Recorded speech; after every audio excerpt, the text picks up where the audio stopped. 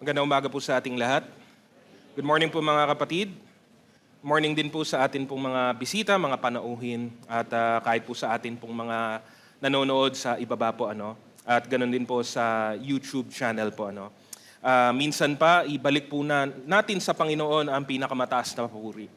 Purihin po natin ang Panginoon sa umaga pong ito. Karapat-dapat po siya sa lahat ng atin pong mga pagsamba.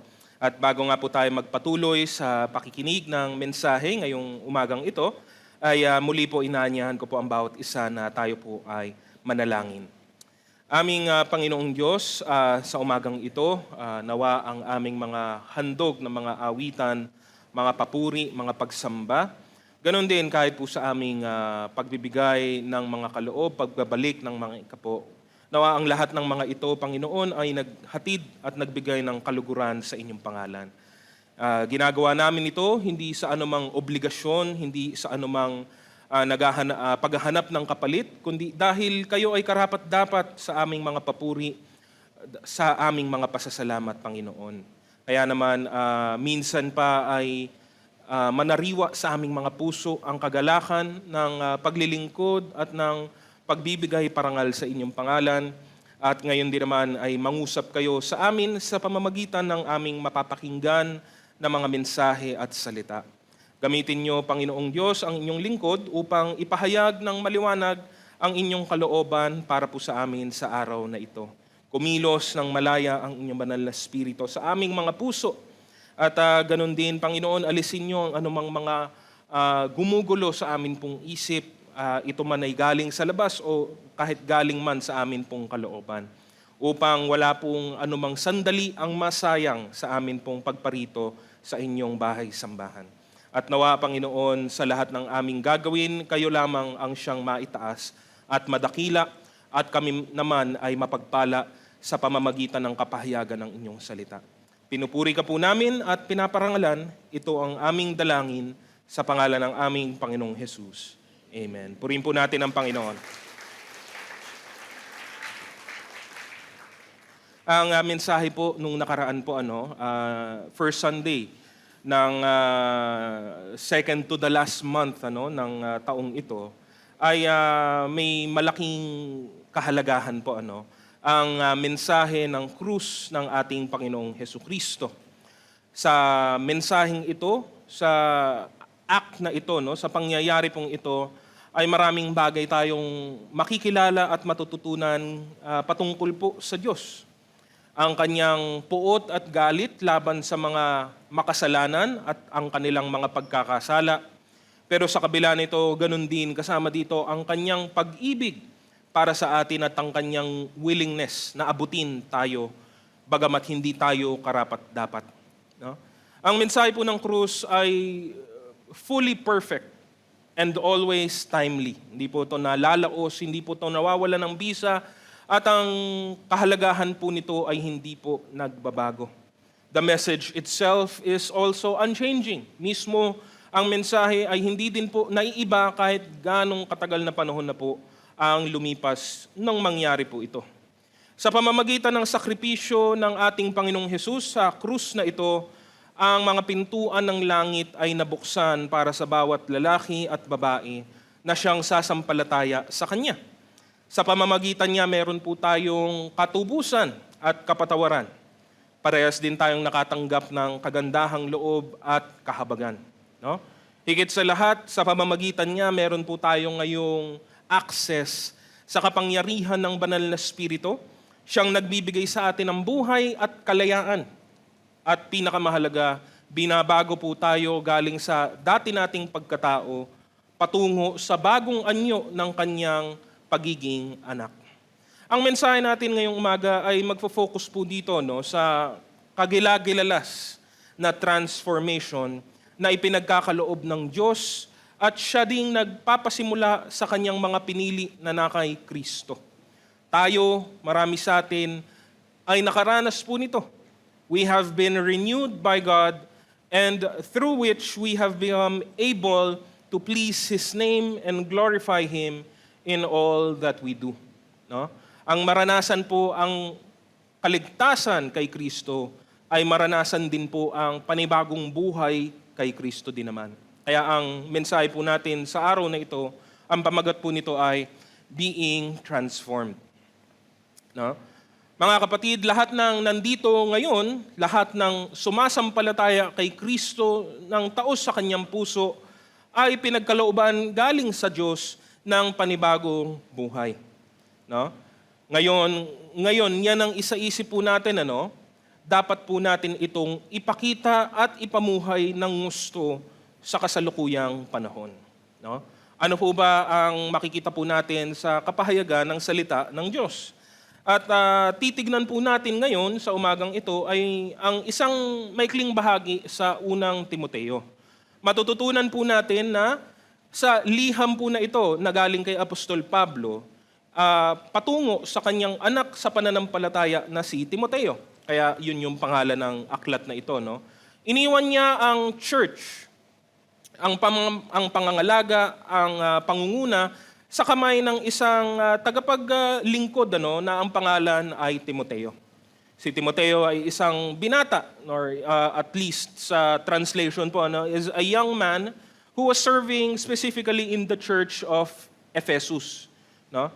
And sa pamamagitan ng nilalaman ng liham na ito, makikita po natin na agad-agad, sa maikling panahon ay nakakuha agad siya, nakatagpo agad siya ng malaking bahagi ng iba't ibang problema. Una dito sa mga nabanggit, parang summary po ito ng unang Timoteo, nabanggit ang kailangan niyang labanan ang mga huwad na mga tagapagturo at ang pagkalat ng mga maling mga katuruan at mga doktrina. Merong ilang kaguluhan sa pamamalakad o pangangalaga ng mga services of worship. No? Pinaalala din ni Apostol Pablo ang kahalagahan na hanapin at italaga ang mga kwalipikadong mga tagapaglingkod at tagapanguna. At meron din siyang nabanggit sa laban doon sa kasalanan o yung patibong ng kaaway na materialismo. No? Sa kalagitnaan nito, nabanggit din dahil pinaalala ni Apostol Pablo na merong mga tao sa loob ng iglesyang ito na tinitignan si Timoteo na hindi karapat-dapat dahil sa kanyang pagiging bata pa. No? Kaya sa madaling pagsilip, makikita po natin na maraming hinaharap, at least nung time na iyon, si Timoteo. No? Kasama na rin po dito, gawa din po siguro nito ay yung discouragement. No? Kaya nga sumulat si Apostol Pablo para dito sa lingkod ng Diyos na ito, para siya ay magpatuloy at maging tapat sa kanyang paglilingkod sa Panginoon. No? Siya ay sumulat din para siya ay hamunin na patuloy na lumago sa kanyang Panginoong Hesukristo at manatiling nakatayo sa katotohanan sa kabila ng lahat ng mga oposisyong kanyang kinakaharap.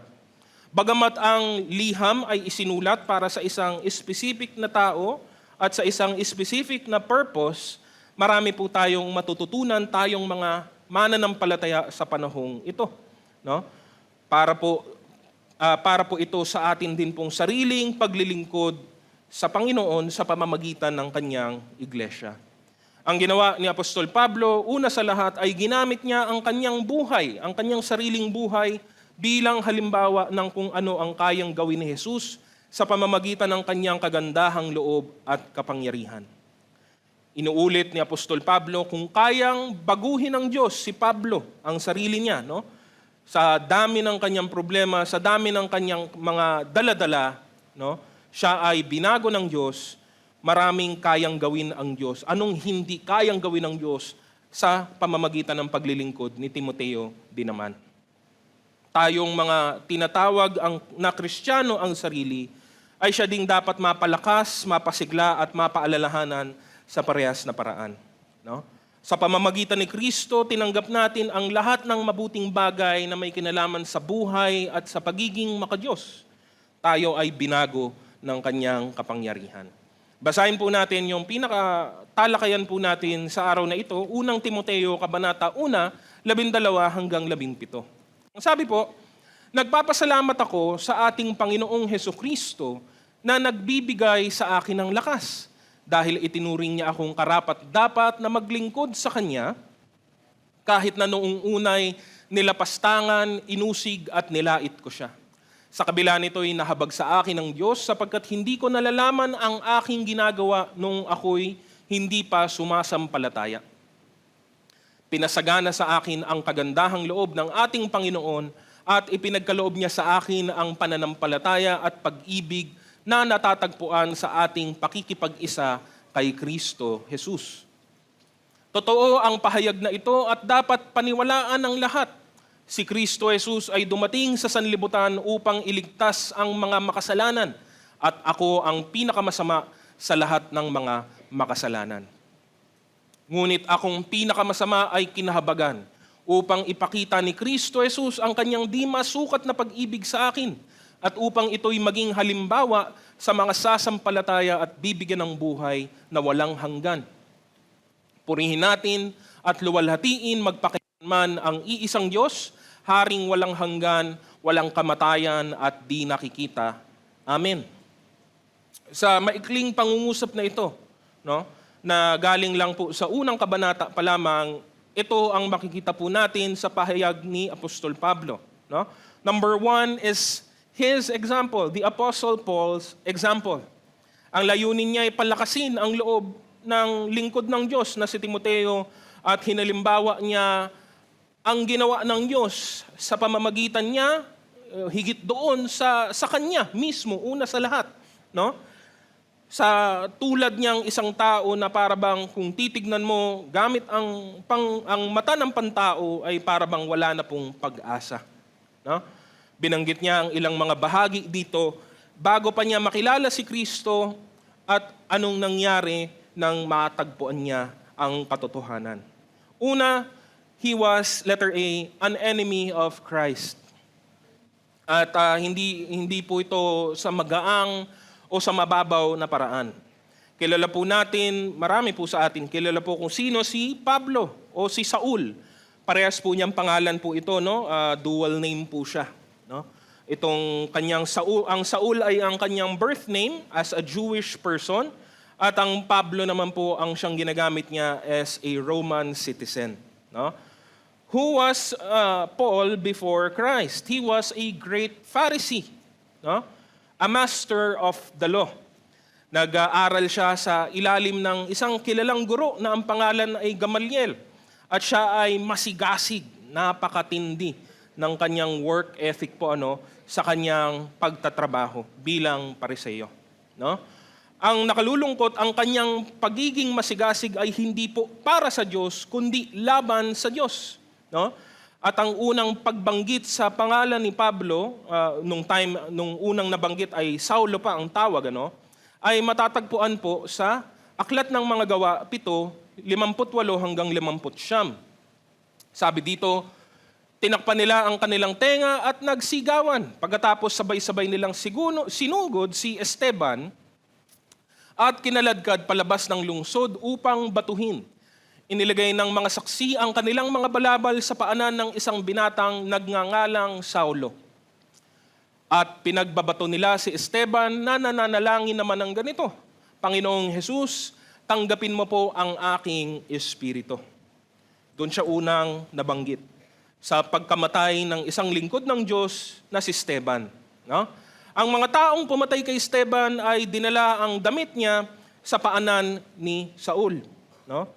Sa sumunod na mga talata sa aklat naman, kabanatang 8 naman, 1 hanggang 3, ito naman ang mababasa. Kasang-ayon si Saulo sa pagkamatay kay Esteban. Nang araw na iyon, nagsimula ang mahigpit na pag-uusig laban sa iglesia sa Jerusalem. At maliban sa mga apostol, ang lahat ng sumasampalataya ay napunta sa iba't ibang lugar sa lupain ng Judea at Samaria. Si Esteban naman ay inilibing ng mga taong may takot sa Diyos at tinangisan ng gayon na lamang. Samantala, sinikap ni Saulo na wasakin ang iglesia. Pinapasok niya ang mga bahay-bahay at ang mga mananampalataya ay kanyang kinakaladkad at ibinibilanggo, maging lalaki man o babae. No? He approved, no, or at the very least observed the execution of Stephen. And after that, yun po yung nag-spark po ng persecution at least in the book of Acts, in the New Testament. Dahil dito sa pagkamatay ni Esteban, again, verse 8 tells us, sumiklab ang persecution at nagkalat po ang mga mananampalataya. Sa ibang pag-aaral, pwede po nating talakayin yan, kung bakit yan man ay layunin ng Diyos. Kasi dahil sa persecution, nagkalat ang mga mananampalataya sa iba't ibang lugar. Nakarating sila sa mga lugar na siguro hindi nila mararating kung wala pong matinding paghinagpis dito. But anyway, this is what happened, and Saul actively was taking part, this time around, in the destruction of the church. Remember the church. It is not of people, of men, of the apostles. It is the church of Christ. Kay Kristo po ito. At yun po ang kanyang gustong wasakin. He persecuted believers, all those who belonged to the way. Hindi pa po sila tinatawag na Kristiyano. At this point, ang tawag po sa kanila sa pinakakolokyal is sila na mga taga nasa daan. Those belonging of the way. Wala pa po silang proper name at that time. And bringing them even into prison because of their faith. Tuloy po natin sa aklat ng mga gawa pa rin. Kabanatang 9 naman po, una hanggang 2, sabi naman din dito, samantala patuloy ang pagsisikap ni Saulo na maipapatay ang mga alagad ng Panginoon. Kanina chapter 8, pinapakulong lang, binibilanggo lang. Chapter 9, pinapapatay na po. Kaya't lumapit siya sa pinakapunong pari ng mga Hudyo at humingi ng mga sulat para sa mga sinagoga sa Damasco upang madakip niya at madala sa Jerusalem ang sino mang lalaki o babae na matagpuan niya roong kaanib sa daan ng Panginoon. Etong taong ito ay very much dedicated and serious. Hindi ito isang laro sa kanya. And hindi din po biro kung sasabihin at tinatawag po natin ang nakaraan na siya'y kaaway talaga ng Panginoon. Kaaway ng mga mananampalataya, kaaway ng iglesia ng Panginoong Hesukristo.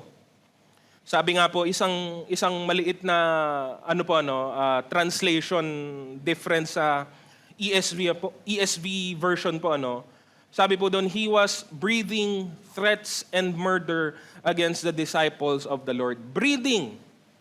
Bakit? Kasi yung breathing po, constant po yun . Kasi hindi ka naman po tumitigil sa paghinga. Ganon po siyang ka-dedicated sa layunin pong ito. Maybe the question was, bakit kaya? Maybe that was the main question. Bakit ba galit na galit siya? Bakit ba gusto niyang patayin o wasakin ang iglesyang ito? Well, for one thing, because he is a Pharisee. Bakit po? Because of the tradition of the history of these Pharisees kung saan naniniwala at pinaniniwalaan at pinangawakan nilang mabuti ang tinuturo ng Judaismo. Kung saan ang batas ng Diyos, pero dahil nga Pariseo, karagdagan pa ang mga tradisyong dinagdag nila ay ang daan patungo sa buhay, patungo sa kabanalan. Ngayon, dumating itong mga grupong ito ng mga taong nag-iingay na ang sinasabi na ang daan daw ng kaligtasan ay sa pamamagitan ng pananampalataya sa isang taong namatay naman. Because the Pharisees at that point, again, were denying the resurrection of Christ. Itong mga taong ito, their very existence from the eyes of the Pharisees were an insult. Insulto ang buong pagkatao, ang buong paniniwala ninyo sa sistema na aming pinanghawakan. Kasi katulad po nito, hindi pwedeng tama po sila parehas. Hindi po pwedeng tama ang mga Pariseo, pero tama din ang mga Kristiyano. Kung tama ang Pariseo, mali po ang mga Kristiyano. Kung tama ang mga Kristiyano, ibig sabihin, mali naman ang mga Pariseo. Kaya't hindi po sila magtutugma kahit kailan.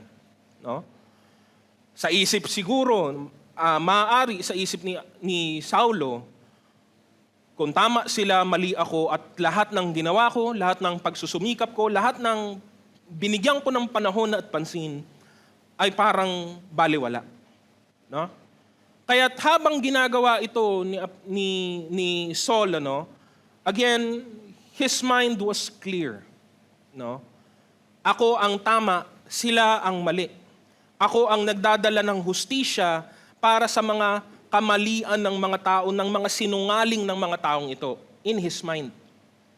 That's why he was very much dedicated. Kalaban po siya ni Kristo. And yet, letter B, he was converted. His conversion was sudden and unexpected. Ang isang bagay po na hindi na po nilinaw ng Biblia, at siguro kahit po si Apostol Pablo, no, at least sa mga nabasa po natin, wala po siyang nilinaw na pong bilang o numero. No? Hindi po natin alam kung ganong karami po ang nasaktan, namatay, nakulong sa pamamagitan ng paglilingkod ni Apostol Pablo nang siya ay pariseo pa. Di natin alam kung mas malubha o ano pang mga karumal-dumal na mga bagay ang kanyang ginawa. Pero alam po natin anong nangyari nang siya'y patungo sa Damasco. At siya ay kinatagpo ng Diyos sa daan papunta dito. Sabi po sa aklat ng mga gawa pa rin po, Kabanatang 3 hanggang 9, naglakbay si Saulo papuntang Damasco at nang siya'y malapit na sa lungsod, biglang kumislap sa paligid niya ang isang nakakasilaw na liwanag mula sa langit. Natumba siya sa lupa at narinig niya ang isang tinig na nagsasabi, "Saulo, Saulo, bakit mo ako inuusig?" "Sino kayo, Panginoon?" tanong niya. "Ako'y si Jesus, ang iyong inuusig," tugon ng tinig sa kanya. "Tumayo ka't pumasok sa lungsod at dooy sasabihin sa iyo kung ano ang dapat mong gawin." Natigilan ang mga kasama ni Saulo nang marinig nila ang tinig, ngunit wala naman silang makitang nagsasalita. Tumayo si Saulo at nang dumilat, hindi na siya makakita, kaya't siya'y inakay ng mga kasama niya hanggang sa Damasco. Hindi siya nakakita sa loob ng 3 araw, hindi rin siya kumain ni uminom. No? Out of nowhere, Jesus Christ came to him, made himself known to him. Ang layunin niya ay pumunta sa Damascus para ipakulong, para hulihin ang lahat ng mga sumasampalataya kay Kristo. At eto mismong si Kristo ang siyang kumausap sa kanya. No? Sinabihan siya kung ano ang kailangan niyang gawin. It was sudden because wala pong lead up, wala pong buwelo po dito. No? Hindi po nagparamdam muna sa ibang paraan ng Diyos. Alam mo po yon, hindi po siya binalik-balikan ng ilang araw, ilang gabi at dito po yung kulminasyon ng pagkikita po nila. Hindi po, biglaan po talaga ang pangyayari pong ito. No? Alam ng Diyos ang kanyang ginagawa. At ito man ay layunin na po niya bago pa man niya likain ang lahat ng bagay. Tuloy po natin magmula po verse 10 hanggang 19. Sa Damasco naman ay may isang alagad na ang pangalay Ananias. Tinawag siya ng Panginoon sa pamamagitan ng isang pangitain. "Ananias, ano po iyon, Panginoon?" tugon niya. Inutusan siya ng Panginoon, "Pumunta ka sa kalyeng tinatawag na Tuwid sa bahay ni Judas at ipagtanong mo ang isang lalaking taga-Tarso na ang pangalay Saulo. Siya'y nananalangin ngayon." Sa isang pangitain, nakita kanyang pumasok sa kinaroroonan niya at pinatungan mo siya ng kamay upang siya'y makakitang muli.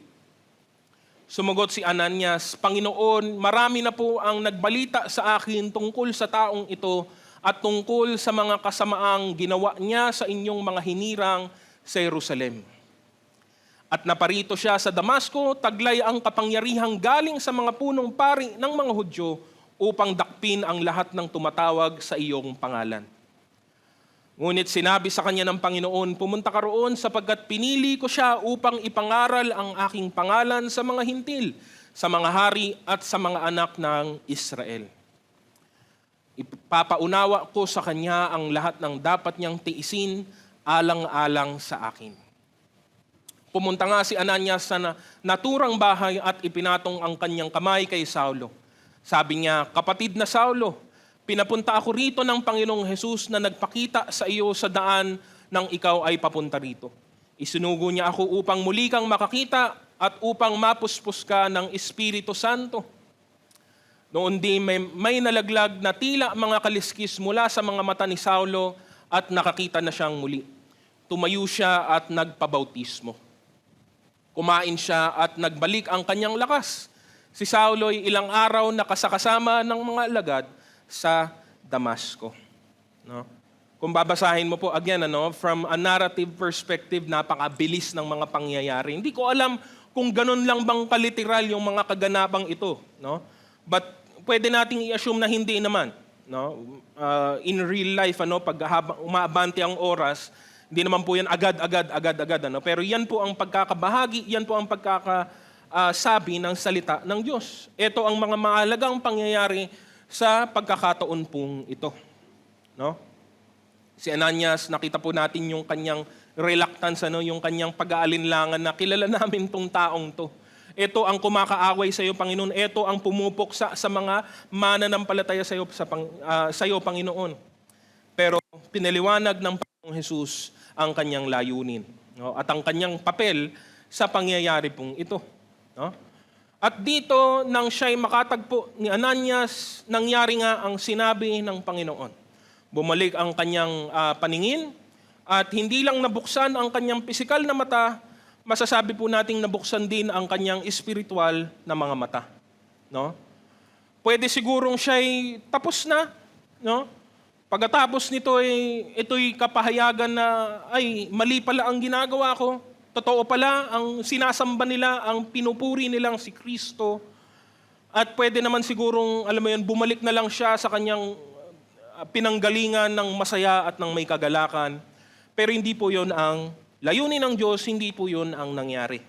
Ano po ang nangyari sa kasunod? Verse 20 to 22, pumasok siya, si Pablo, si Saulo, sa mga sinagoga at nangaral na si Jesus ang anak ng Diyos.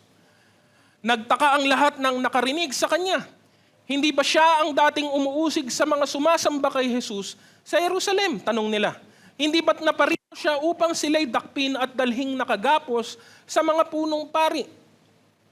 Ngunit lalong naging mahusay si Saulo sa kanyang pangangaral at nalito ang mga Hudyong naninirahan sa Damasco dahil sa kanyang matibay na pagpapatunay na si Jesus ang siyang Kristo. Hindi po nag-aksaya ng oras o panahon si Apostol Pablo. No? Again, doon sa naunang mga talata, agad-agad nating nakita na nagpabautismo siya. No?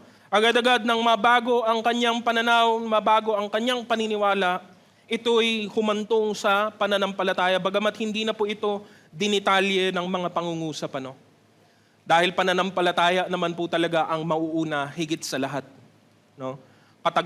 Nang kinatagpo siya ng Panginoon, ito na po ang nangyari. At dito, hindi pa nga siya nakakaalis, hindi pa nga siya nakakatagal, ay nagpahayag na po siya agad, openly and clearly. No? At alam nga ng mga tao kung sino siya, alam nga ng mga tao saan siya nanggaling, ano ang kanyang layunin at bakit siya naparito. At katakataka po talaga ang nangyari po sa kanya. Ilang mga bagay po, ito ang isang tao na wala po sigurong umaasa sino man na mabago ang kanyang buhay, pananaw o isip.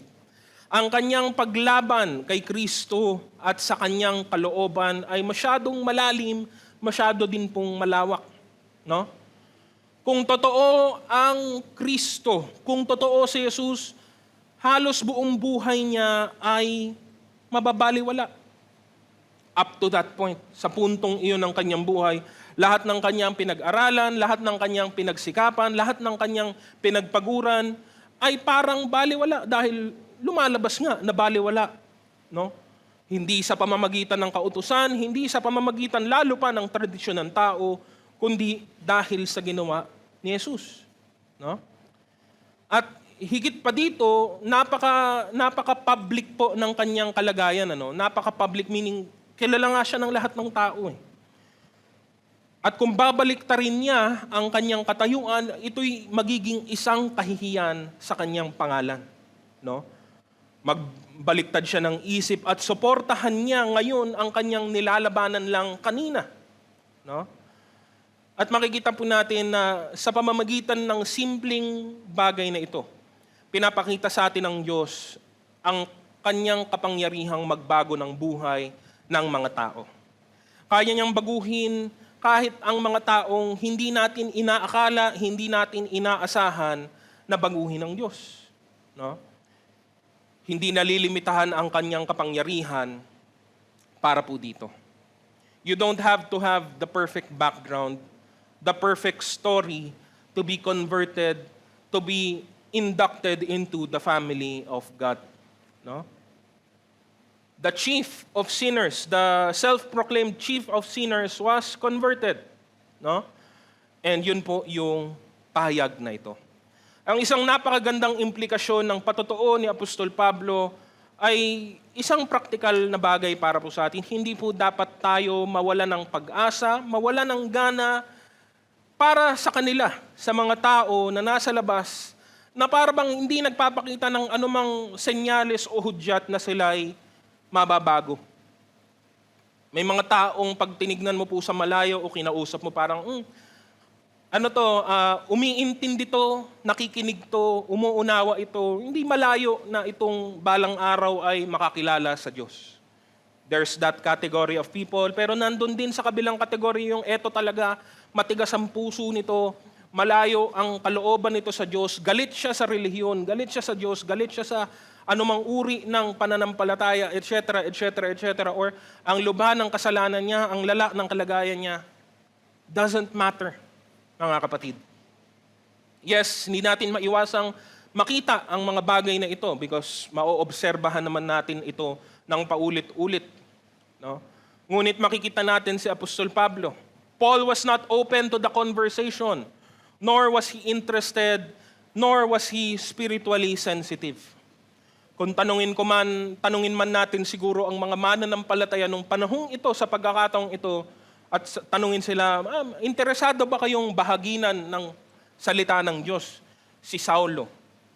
Siguro manlalaki lang ang mga mata nila sa'yo at sasabihin, si Raulo ka ba? Alam mo ba anong ginagawa niyan sa mga Kristiyano? Ganon ang pananaw natin bilang tao. No? Ganon na lamang ang galit at puot niya laban sa Kristyanismo. Well, dahil nga siya ay isang makasalanan at patay ang kanyang espiritu. No? Sabi nga, may kasabihan po tayo, no, meron pong mga kaluluwa na parang hinog na, pipitasin mo na lang. Pero meron din naman na parang hilaw na hilaw pa, wala ka talagang, hindi mo pa makita kung kailan to mapipitas. Kung ganoon ang pagsasalarawan, si Pablo? Si Pablo hindi po hinog, hindi po hilaw, siya po ay bulok na, matigas na, tuyot na. Wala na yan. Pag tinignan niya ng tao, anong sasabihin niya? Ay, wala na yan. Ano na lang yan? Malalaglag na lang yan o tatapon mo na lang yan sa lupa para tapakan. Because really, sino man sa atin ang mag-aakala na mangyayari ito, lalo pa sa kanya. No? And yet, this was what happened. This was what Paul remembered. This was what Paul is telling Timothy. Tignan mo ako. Ano ang nangyari sa akin? And let's see, number 2, we see the gospel which transforms. No? Ito lamang ang tanging paraan para mabago ang buhay ng sino man pong tao. Ito lang ang tanging paraan para maligtas ang sino man. No? The gospel which transforms, letter A, is based on God's grace alone. Hindi tayo niligtas o inabot ng Diyos sa anumang bagay na meron sa atin. Because we are worthy, because may mabuting bagay na natatago sa ating kalooban, wala pong ganun. Wala pong mabuti sa atin, no? Kung ang Diyos ang titingin po sa atin.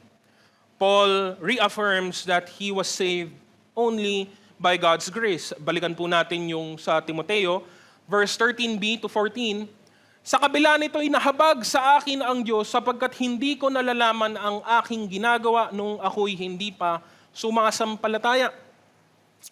Pinasagana sa akin ang kagandahang loob ng ating Panginoon at ipinagkaloob niya sa akin ang pananampalataya at pag-ibig na natatagpuan sa ating pakikipag-isa kay Kristo Jesus.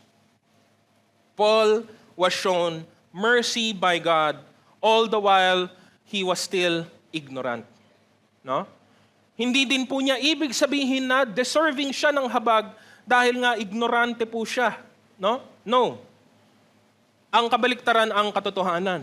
Kahit sa kabila na siya'y ignorante, kinahabagan pa rin siya ng Panginoon. Because remember, ignorance of the law excuses no one. Whether it be the law of men here on earth or especially of the law of God. No? Wala pong lusot ang tao sa batas ng Diyos. No? And Paul says that it was the grace of God, no, that was very much abundant in his life. Hindi lang biyaya, kundi kahabagan, pag-ibig na nakay Kristo. Ang kaligtasan ay hindi po nakadepende sa atin pong abilidad, sa atin pong kapasidad, sa atin pong karunungan. Dahil sa Diyos po yan nanggagaling lahat. Kaya niyang iligtas ang kahit sino man pong tao. No? Doesn't matter kung ano po ang kanyang kalagayan. Sabi nga po sa 2 Pedro, Kabanata 1:13, Kabanatang 1, talatang 3, tinanggap natin sa pamamagitan ng kapangyarihan ng Diyos ang lahat ng bagay na magtuturo sa atin upang tayo'y mamuhay na maka-Diyos. Ito'y dahil sa ating pagkakilala kay Jesus na siya ring tumawag sa atin upang bahaginan tayo ng kanyang karangalan at kabutihan. God's grace is abundant. No? It is more than abundant in our life. No? Kaya nga, kapatid, kung sa buhay mo, sa tingin mo, ay para bang merong kulang, para bang may kakapusan, bakit ganon? Parang hindi nananagana sa aking buhay ang biyaya at kagandahang loob ng Diyos. Ang lagi pong paalala, ang lagi pong iyong tatandaan, wala pong problema sa kagandahang loob ng Diyos. Wala pong problema sa side ng Diyos, maaaring malamang. Ang problema ay nasa sa atin. No? Either hindi mo lubusang naunawaan ang katotohanan ng Ebanghelyo ni Kristo, baka akala mo lang naunawaan mo na pero hindi pa talaga, o baka naman hindi mo ito ginagamit o nagagamit ng wasto para sa lahat ng mga pangangailangan mo. No, meron kang access sa grace ng Diyos, hindi mo naman ito ni-utilize ng mabuti. No? But the gospel is based on grace alone. Wala po itong ibang pagbabasihan, kundi lahat ng ito ay galing sa Diyos. Letter B, it is for those sinful and undeserving. No? Ito ang pinakamaliwanag at pinakasimpleng katotohanan ng Ebanghelyo na naparito si Jesus para iligtas ang mga makasalanan. Sabi po yan sa verse 15. Totoo ang pahayag na ito at dapat paniwalaan ng lahat. Si Kristo Jesus ay dumating sa sanlibutan upang iligtas ang mga makasalanan at ako ang pinakamasama sa lahat ng mga makasalanan. No? Subjectively, of course. No? Para kay Pablo, siya na po ang pinakamasama. Objectively, hindi ko po alam. Sino kaya ang may sukat ng pinakamasama at pinakamaraming kasalanan sa balat ng lupa, sa balat ng kasaysayan? Hindi ko po masabi. No? Ayoko na pong alamin, totoo lang. Ang punto, lahat po tayo ay makasalanan. It doesn't matter kung maliit, malaki, marami o kakaunti. Ang makasalanan ay makasalanan at ang makasalanan ay paparusahan ng kamatayan. Pero ang tanong kung ganoon, kung bakit natin kailangan liwanagin ito? Ang tanong kasi, sino bang hindi makasalanan? Literal na lahat ng tao ay makasalanan. Pero kaya po natin nililiwanag ang puntong ito ay dahil marami sa mga tao ang siyang nagtitiwala at naniniwala sa sarili nilang mga gawa, sa sarili po nilang mga mga virtues sa kanilang buhay. At sa pamamagitan nito ang mensahe ng Ebanghelyo, ang mensahe ng krus ni Kristo ay pawang putol pa rin po. Hindi pa rin po ito umaabot sa kanila. Hindi dahil hindi ito dumarating, kundi dahil hindi nila ito inuunawa. Hindi nila ito pinapahalagahan. Ang pride at ang kayabangan sa kanilang puso ang siyang humahadlang para makita nila kung ano talaga sila sa kanilang sarili. Dahil hindi nila ito maamin sa kanilang sarili, hindi nila ito makita sa kanilang sarili, ano ang gagawin nila pag dumating ang mabuting balita ng Ebanghelyo? They will, and many have, rejected it. Sa simpleng salita, anong lalabas sa kanilang bibig?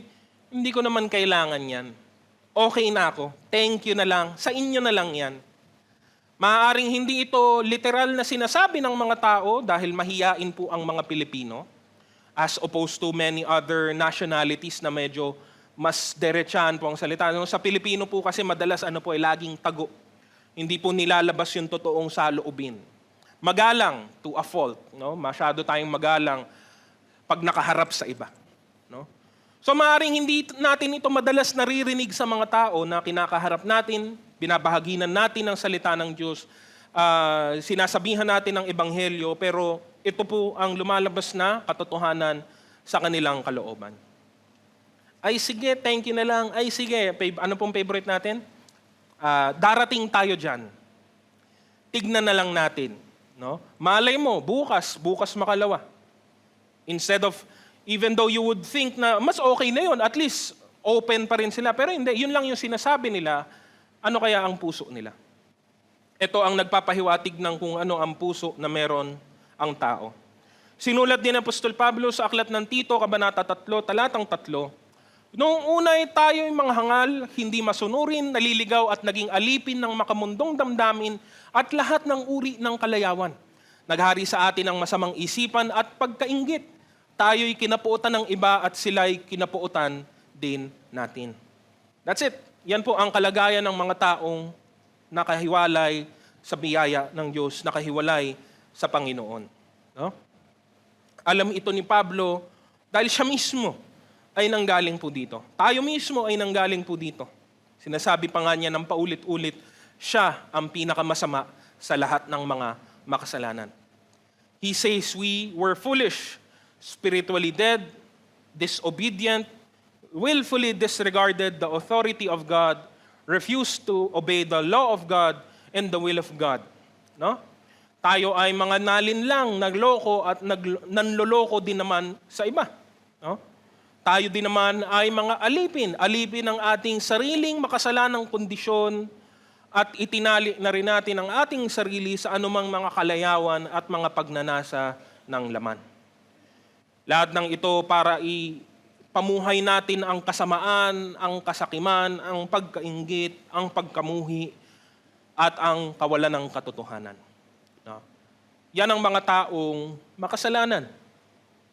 And again, the first step is always acknowledgement, is always accepting this truth. Dahil hanggat hindi ito matanggap ng tao, hindi niya hahanapin, hindi niya papahalagahan ang ebanghelyo ni Kristo. No?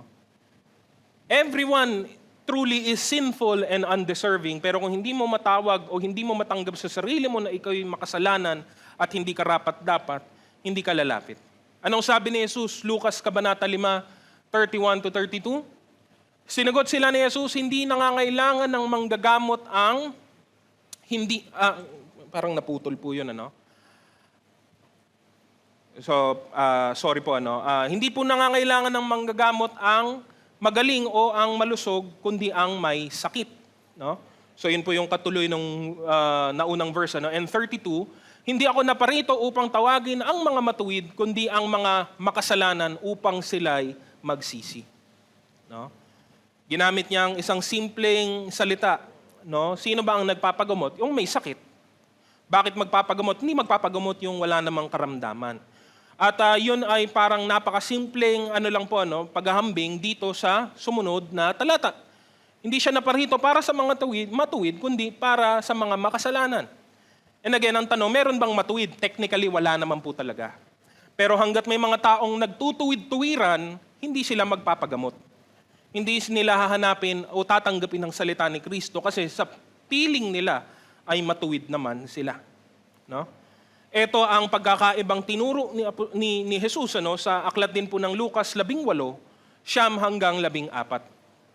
Sinabi rin niya, ang talinhagang ito sa mga taong mababa ang tingin sa iba at nag-aakalang sila'y matuwid. May dalawang lalaking pumasok sa templo upang manalangin. Ang isa ay Pariseo at ang isa ay maniningil ng buwis. Tumayo ang Pariseo at nanalangin ng ganito tungkol sa kanyang sarili. O Diyos, nagpapasalamat ako sa iyo sapagkat hindi ako katulad ng iba na mga magnanakaw, mandaraya, mga ngalunya o kaya'y katulad ng maniningil ng buwis na ito. 2 beses ako nag-aayuno sa loob ng sanlinggo at nagbibigay rin ako ng 10 bahagi mula sa lahat ng aking kinikita. Samantala, ang maniningil ng buwis na may nakatayo sa malayo at di man lamang makatingin sa langit, dinadagukan niya ang kanyang dibdib at sinasabi, O Diyos, mahabag po kayo sa akin na isang makasalanan. Sinasabi ko sa inyo, ang lalaking ito'y umuwing pinatawad sa kanyang mga kasalanan, ngunit ang una ay hindi. Sapagkat ang sino mang nagmamataas ay ibababa at ang nagpapakumbaba ay itataas. No? Ang pagkakaiba ng pananaw, pagkakaiba ng intensyon. No? Tama naman yung ginagawa ng pariseo, technically, again, being technical, tama yung kanyang ginagawa, ngunit nandun sa kanyang puso ang kayabangan at pagmamataas. Dapat naman yan talagang gawin ang mga bagay na ito, ngunit hindi naman siya perpekto at siya man ay nakakagawa ng pagkakasala. No? At mahalagang alalahanin na ang ebanghelyo ay para sa kanila na mga makasalanan. Kung hindi mo matanggap na makasalanan ka, hindi mo ito papahalagahan. No? At panghuli, letter C, turns sinners into servants of Christ. Ang Diyos ang naglagay kay Apostol Pablo sa paglilingkod. Hindi ito dahil sa kanyang sariling kagustuhan, kundi dahil ang Diyos ang naglagay sa kanya dito. Sabi po sa 1 Timothy 1 po ulit, 12-13, unang bahagi, nagpapasalamat ako sa ating Panginoong Hesukristo na nagbigay sa akin ng lakas dahil itinuring niya akong karapat-dapat na maglingkod sa Kanya. Kahit na noong unay nilapastangan, inusig at nilait ko siya. No? Bagaman ang kanyang nakaraan ay horrifying, terrible po talaga, no? God judged him faithful. No? Pansinin natin na hindi po sinabi na natagpuan siya ng Diyos na tapat o karapat-dapat. No? Hindi po. It was God who judged. Siya ang nagsabi, siya ang nagtalaga na siya ay tapat at karapat-dapat. No? Napakahalaga. Mabuti na magkaroon ng pagnanasa na maglingkod sa Diyos. But remember, it is not enough to have that desire. What's more important is that God deems our service acceptable to Him. Napakatindi po nito. No? Again, knowing yung nakaraan, no? Knowing yung pinagdaanan ni Apostol Pablo bago siya naging mananampalataya, itong buong patutong ito ay matinding kalakasan para po kay Timoteo. No?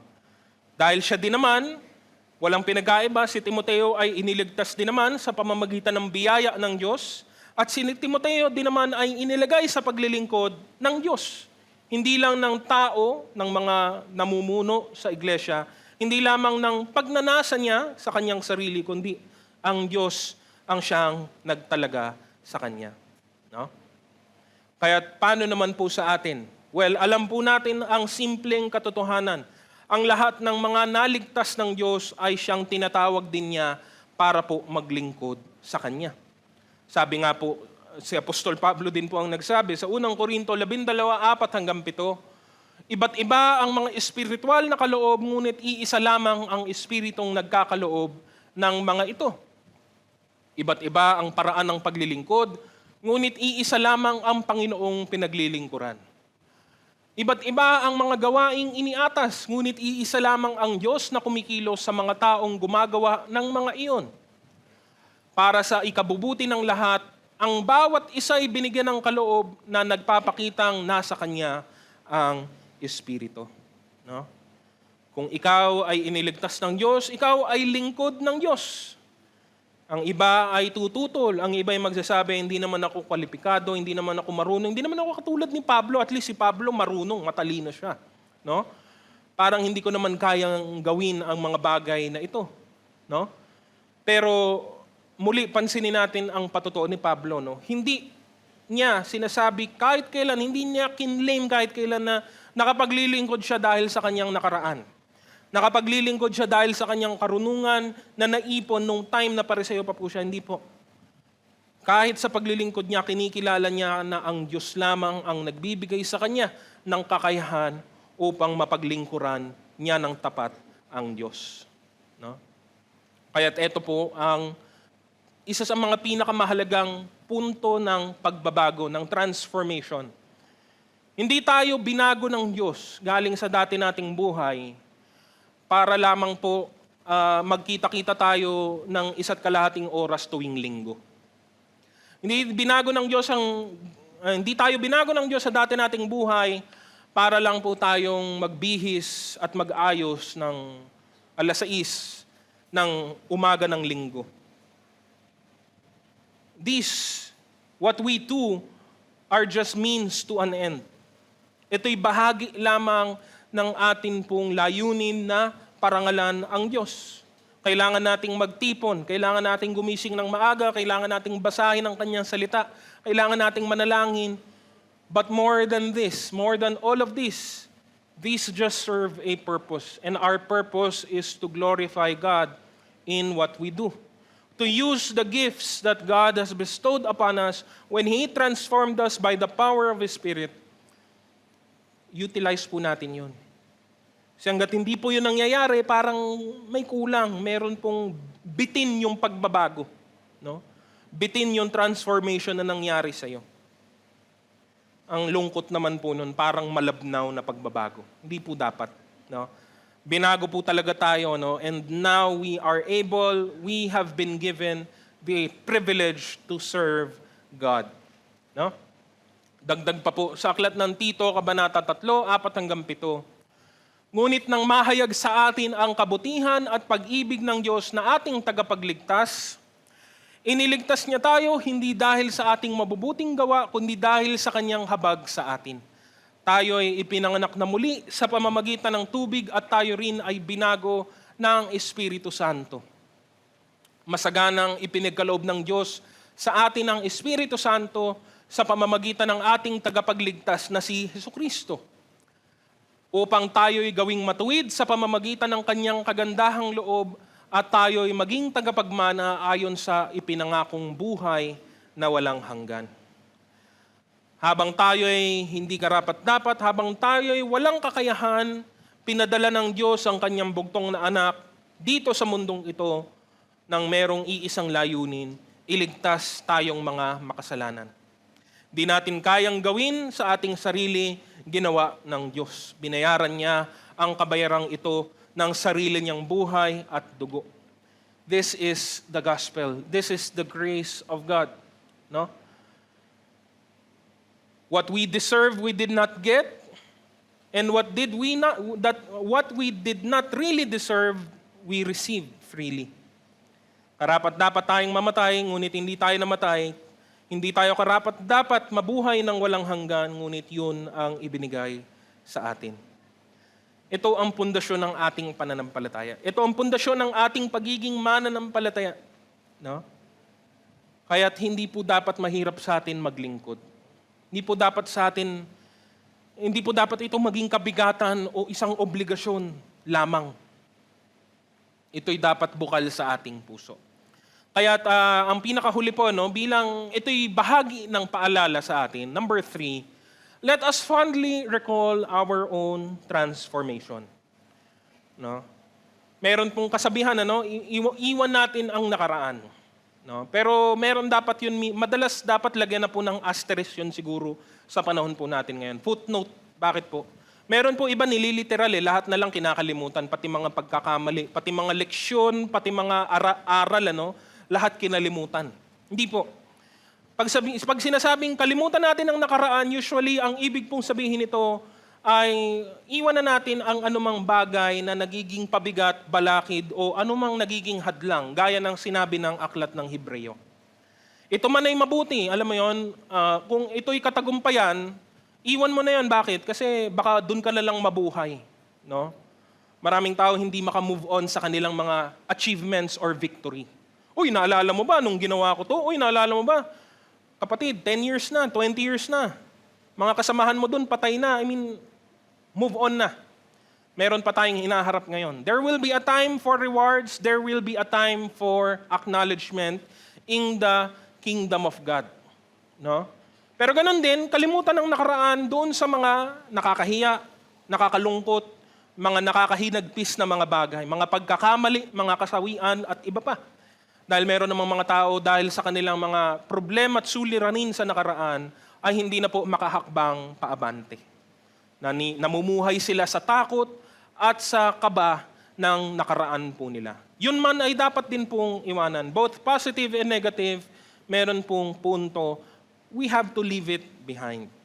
But at the same time, we must not forget that the Bible itself calls us to also remember the past. Meron ding mga bagay na dapat po nating hindi talaga kalimutan. At ano ito? Madalas konektado po ito sa iisang bagay. Huwag mong kakalimutan ang ginawa ng Diyos sa iyo. Huwag mong kakalimutan, kalimutan mo na ang lahat. Huwag mo lang kalimutan, kaligtaan ang ginawa ng Diyos sa iyo, sa buhay mo, ang biyaya ng Diyos na naranasan mo. No? Yan ang paalala sa Israel, yan ang paalala sa mga Hudyo, yan ang paalala kahit sa ating mga mananampalataya. Let us not forget what God has done for us. How He transformed us, how He has shown us His grace. No? Marahil meron sa atin nakaranas ng naranasan ni Apostol Pablo, a sudden and unexpected change. No? Na para bang ang conversion ay biglaan talaga, very abrupt. Pero marahil marami din naman ay hindi nakaranas ng ganito. Marami ay it's a gradual build-up of spiritual clarity. Nagsimula sa maliit, nadagdagan hanggang nagbunga ito sa kamulatang espiritual na galing din naman sa Diyos. Alinman dito ang naranasan mo, iisa pa rin ang mensaheng pagbabago na galing po sa Diyos. At ito'y huwag nating kaligtaan. Kung ating babalikan ang nangyari sa atin, magdudulot ito ng mabuting bagay sa ating kalooban, sa ating kaisipan, pati na rin nga sa atin pong paglilingkod. Ilang bagay po ang nagiging paalala sa atin kapag binabalikan natin ang ginawa ng Diyos sa atin. Letter A, it causes us to give thanks. It is the cause of thanksgiving. No? Nang isipin ni Apostol Pablo ang ebanghelyo ng kalwalatian ng Diyos na nagligtas sa kanya, sa kanyang makasalanang kalagayan, ang unang lumabas sa kanyang bibig ay pasasalamat. Balikan natin yung verse 12 muli. Sabi niya, nagpapasalamat ako sa ating Panginoong Hesukristo na nagbigay sa akin ng lakas dahil itinuring niya akong karapat-dapat na maglingkod sa Kanya. To remember how much we have been forgiven is the sure way to fill our hearts with gratitude. No? Mabilis mong maalala mong magpasalamat sa Diyos. Sa mga panahong ikaw ay pakiramdam mo ba ay parang nangihina o matabang o malamig ang iyong pakiramdam na para bang hinihila mo na lang ang iyong mga paa para lumakad, alalahanin mo ang ginawa ng Diyos para sa iyo. Alalahanin mo ang kalunos-lunos at kaawa-awang kalagayan mo bago kanya katagpuin. Alalahanin mo kung paano niya inabot ang kanyang kamay sa iyo at sa biyaya niya tinanggap mo ito kaya ka naging kanyang anak. Gusto mo bang magkaroon ng pusong laging nagpapasalamat sa Diyos? Ito ang ibalik mo sa iyong isipan. No? Kaakibat po nito, letter B, it causes us to stay humble.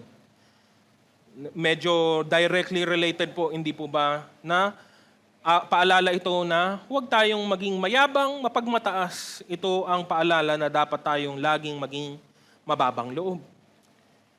Bagamat si Pablo ay gifted, brilliant, intelligent, influential, maybe even charismatic in his ministry, he was never proud of himself, of his own achievements when he was a Christian. Sabi po, muli sa 13 to 15, kahit na noong unay nilapastangan, inusig at nilait ko siya. Sa kabila nito'y nahabag sa akin ng Diyos, sapagkat hindi ko nalalaman ang aking ginagawa nung ako'y hindi pa sumasampalataya.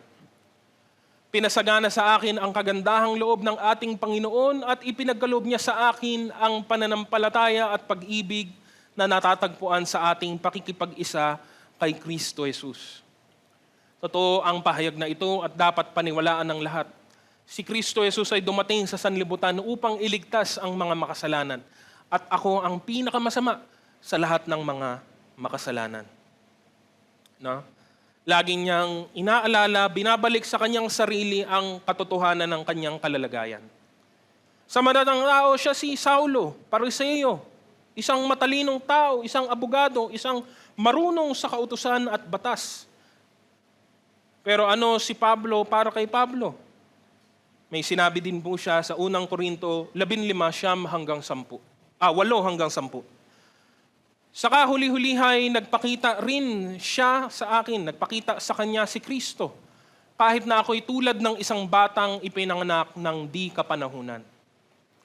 Sabagat ako ang pinakahamak sa mga apostol, ni hindi nga ako karapat-dapat tawaging isang apostol, sapagkat inusig ko ang iglesia ng Diyos. Ngunit dahil sa kagandahang loob niya, ako'y naging isang apostol at hindi naman nawala ng kabuluhan ang kaloob niyang ito sa akin. Katunayan, nagpagal ako ng higit kaysa sino man sa kanila. Subalit hindi ito dahil sa sarili kong kakayahan, kundi sa dahil sa kagandahang loob ng Diyos na nasa akin. Sa mahabang listahan ng achievements and credentials ni Paul bilang Pariseo, bilang dual citizenship ng Israel at Roma, sa kalooban niya siya ang pinakamababa sa mga apostol ni hindi nga karapat-dapat tawagin ng isa sa kanila. Pero dahil sa biyaya ng Diyos, siya ngayon ay ito na. No? At mas lalo pa nga sa maraming pagkakataon, mas lalo pa nga pinagmamalaki ni Apostol Pablo ang kanyang mga kahinaan dahil alam niya na doon kikilos ang Diyos sa kanya.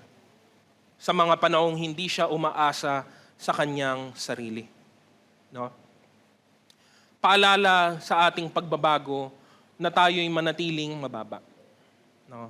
Marahil marami na tayong nagawa, marami na tayong narating, marami na tayong napaglingkod at mabuti yon, dapat naman talaga nating gawin yon. Pero ito man ay hindi po dahilan para tayo ay maging mapagmataas, para tayo ay maging mayabang. Lalong-lalo na huwag nating gagayahin yung Pariseo sa talinhaga ni Jesus para po tignan ng mababa ang kapwa po natin. Sa ginawang ito ng Diyos, pag inalala natin ito, makikita natin, mapapaalalahanan tayo na tayo'y manatiling mababang loob. No? Pangatlo, letter C, it is the cause of fruitfulness para tayo'y manatiling nagbubunga sa atin pong buhay. No? Sabi naman po ito sa talatang 16. Ngunit akong pinakamasama ay kinahabagan upang ipakita ni Kristo Jesus ang kanyang di masukat na pag-ibig sa akin at upang ito'y maging halimbawa sa mga sasampalataya at bibigyan ng buhay na walang hanggan.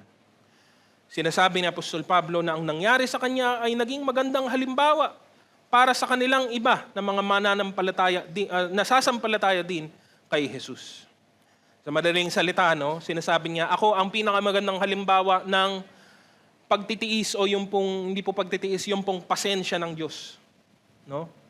At any point in time, again, thinking about it this way, at any point in time, pwedeng patayin na lang siya ng Diyos.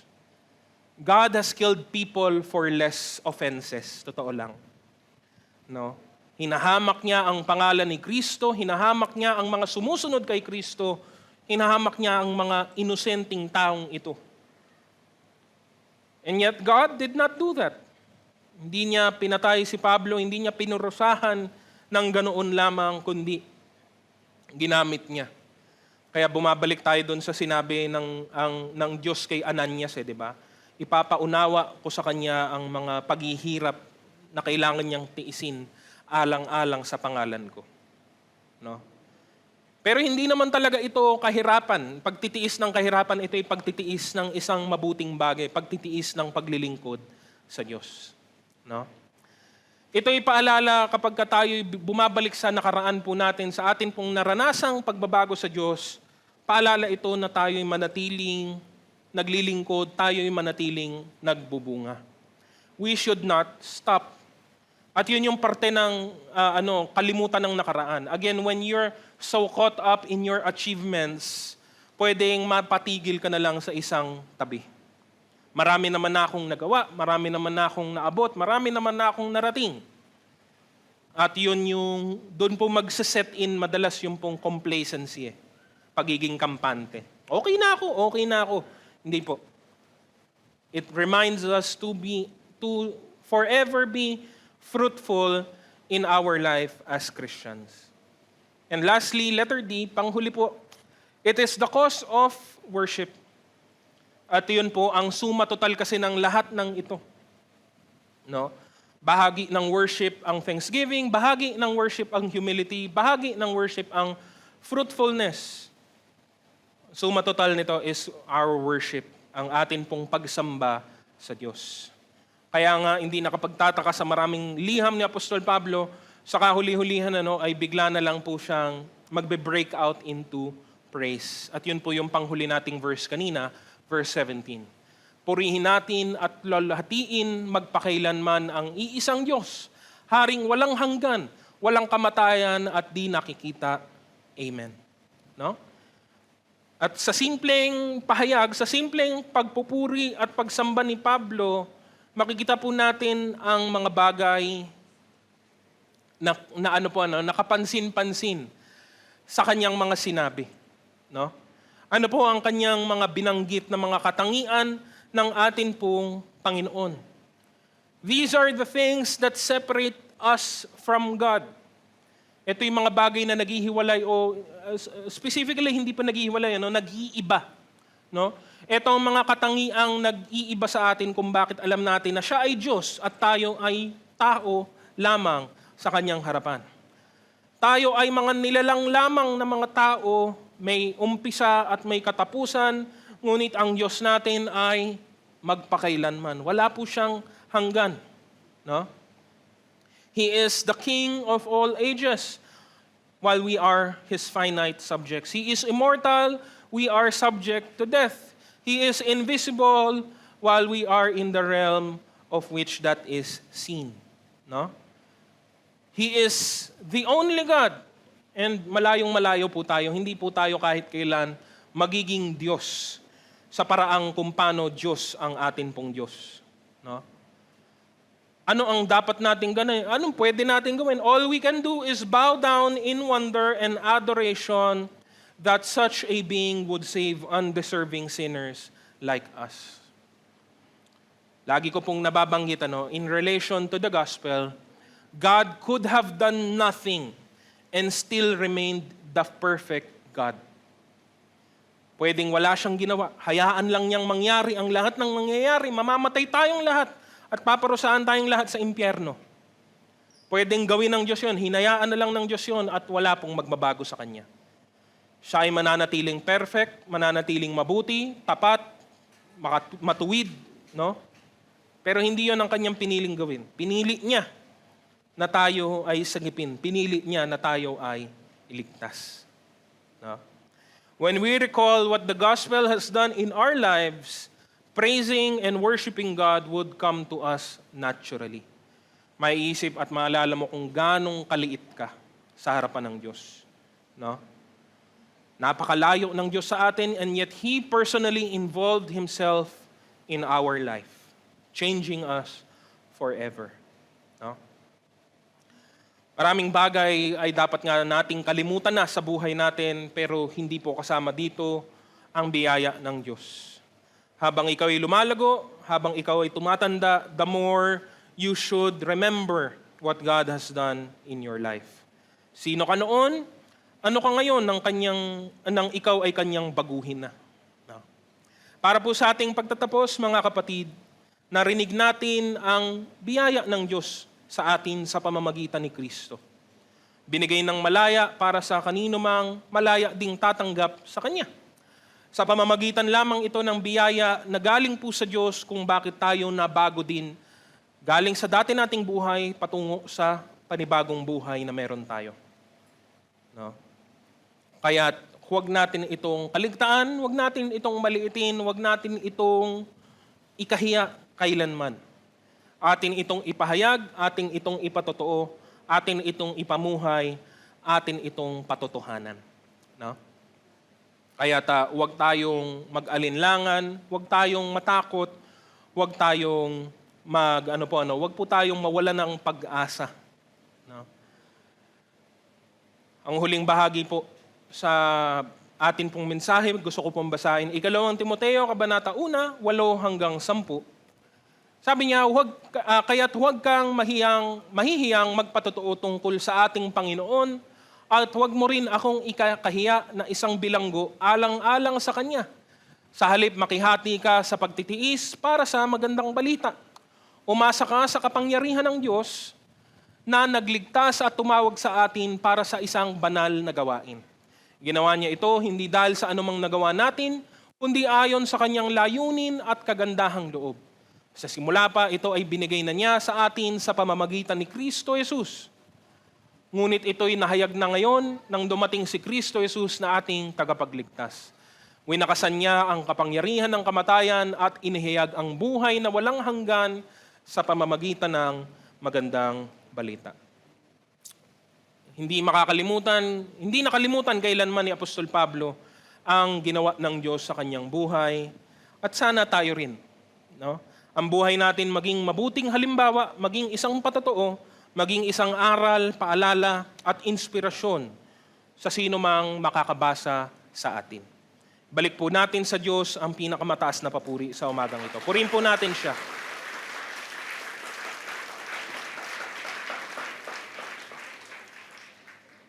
Nanyahan ko po ang lahat na tumayo po para po sa ating pagtatapos.